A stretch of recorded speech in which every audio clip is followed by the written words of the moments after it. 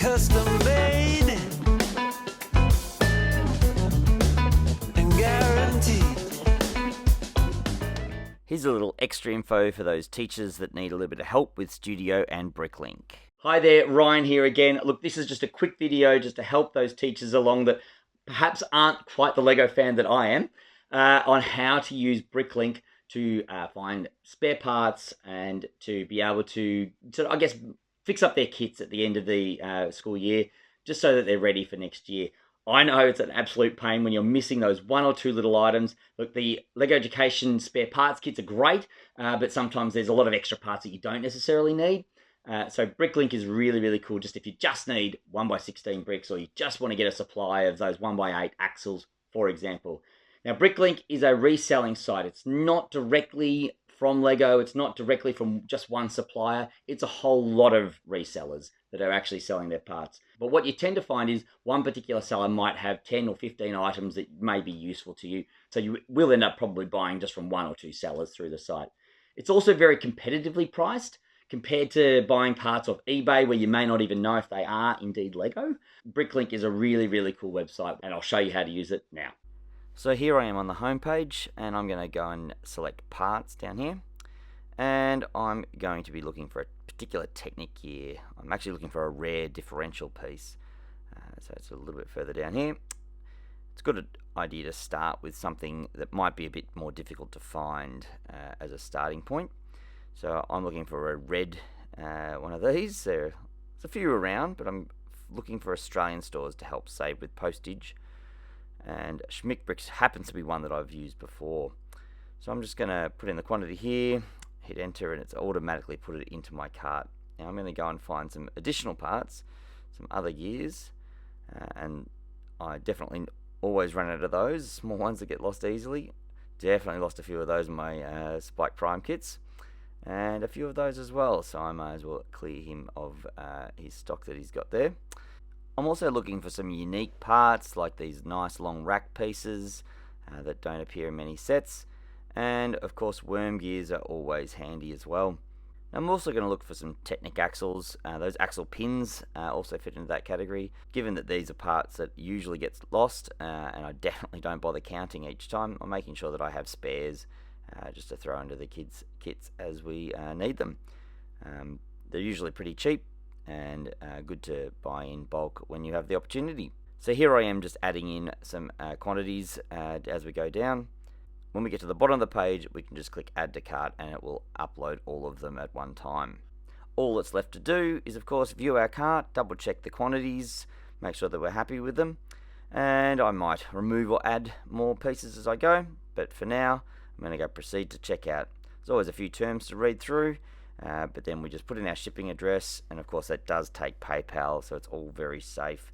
I can highly recommend this website, and it's definitely a great way of getting those extra spare parts or those unique items that you might want to add to your kits. So one of the other fantastic features of Bricklink, they actually offer a download of a program called Studio, and that is actually a program that you can actually build LEGO in. It has all of the current parts plus a bunch of historical parts too, so you can even limit it to just one set, and so kids can actually say, what can I build just out of these parts?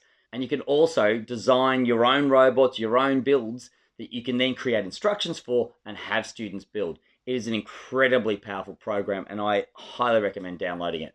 It's also free. So here we are back on the Bricklink homepage, and there's actually a link up the top to get to Studio. And if we click the download today button, it will take us to the best version for our particular computer. Unfortunately, it doesn't work on tablets. So now we're in the app. I'm going to start a completely new build. As you can see, the actual main palette is really, really huge, but you do have this little tree system which is very, very similar to what's on Bricklink, so you can find parts in those categories. So I'm just looking for some basic bricks here, and I'm going to build a very inconsequential, very simple brick wall, but you can see that I'm rotating bricks here, and I'm just using the arrow keys on my keyboard here and using my mouse to rotate the view. Very, very intuitive controls here. Sometimes you can get a little bit confused if there's things to go underneath, but as you can see, it slots in pretty readily.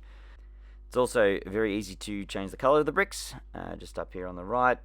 We can use pretty much any colour that LEGO's ever made, so that can get a bit tricky if the bricks aren't available to put the build in real life. But this is a really, really cool thing to be able to very easily and quickly make any build that we want. And of course the bricks are unlimited, so very, very cool for your students that may not have access to a lot of bricks. Now I did want to show you something even cooler about this, is the palette system. Now we can import an official LEGO set as a parts palette. Now this is fantastic if you're wanting to do like Spike Prime builds and wanting to generate instructions for the kids to be able to build in real life. But here I've just inserting the BrickMotion Prime kit, and so if I now select that as a palette, here are all the parts that are from that kit in the quantities in the set colors. But I'm just going to select from our BrickMotion Essential kit at the moment, and we're just going to do a very, very simple build. Again, here we go with the alphabetized tree system here, and looking for the Technic bricks, and we'll just throw down a couple of those and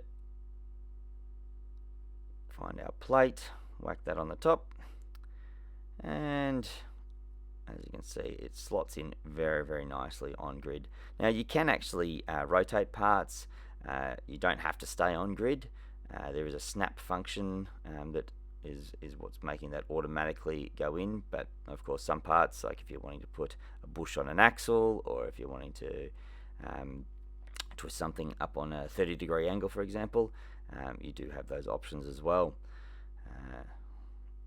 As you can see, this is going to be one of the most amazing LEGO Masters builds you've ever seen. But the point is that the parts are all very easy to find and all very, very easy to slot together. Now, I did find that this was a bit funny. The tire only goes on one way, even though in real life you can, of course, put it on either way. So now that we've got our amazing little vehicle here, it's time to make them into instructions.